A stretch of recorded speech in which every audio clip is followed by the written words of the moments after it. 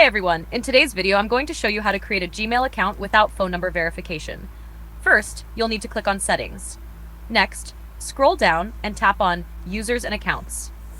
On this screen, to create a Gmail account, tap on Add Account, then choose Google. You'll need to wait while it says Checking Info.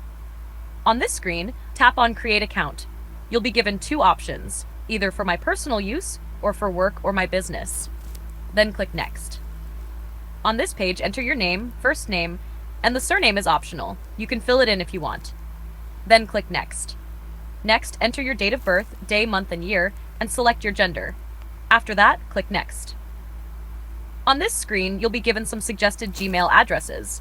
But if you want your own custom email, click on Create Your Own Gmail Address. You can use your own letters or numbers. Then click Next.